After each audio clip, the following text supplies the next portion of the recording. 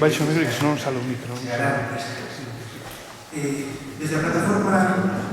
Queremos Galego presentamos hoxe unha nova campaña dentro do que é a nosa resposta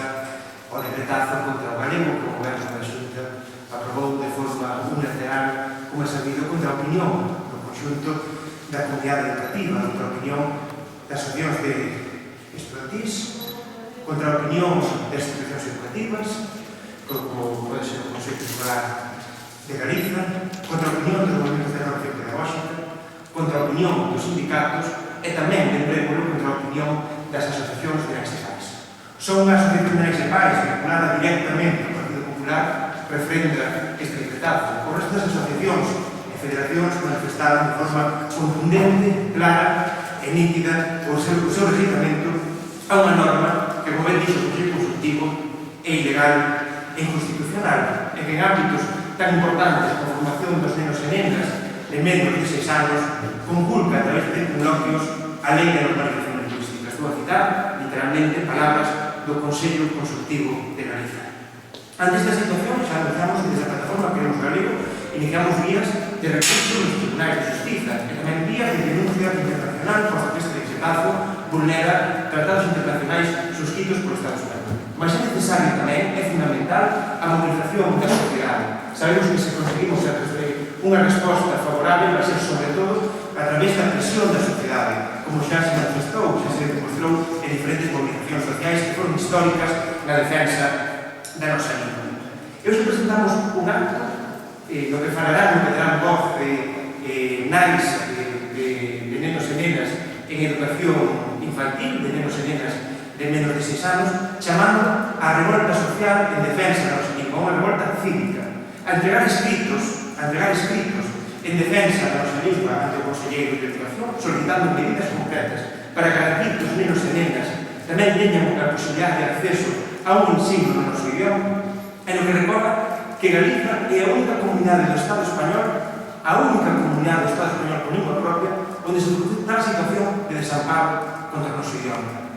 Ademais, a revolta das nais e dos pais, esa revolta cívica en defensa dunha política educativa constructiva, dunha formación de calidade para os nenos e nenas, en defensa da nosa lingua, esa revolta cívica tamén vai ser necesario que se manifeste ante aplicacións indecentes, que non é posible situar de outra forma, indecentes, como a decisión por parte do presidente da Xunta de que se tiren ao lixo 190.000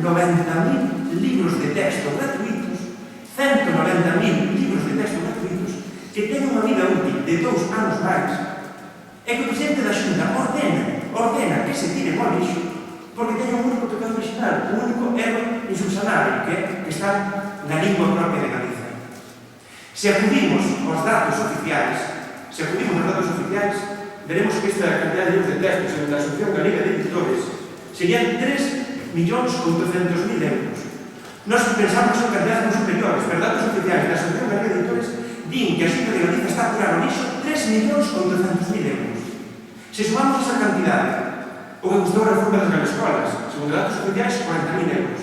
O que custou a pseudoconsulta ás familias do ano pasado, que segundo datos oficiais, bastante irrisorios, sabemos que os oficiais son superiores, pero segundo datos oficiais serían 160.000 euros. E se contamos a campaña que xa o Goberno galego ten orzamentada para defender este decretazo, así o dixo Alfonso Cabaleiro, o secretario xeral de Medios, estamos a falar de 1 millón de euros máis, 819.000 euros máis sí.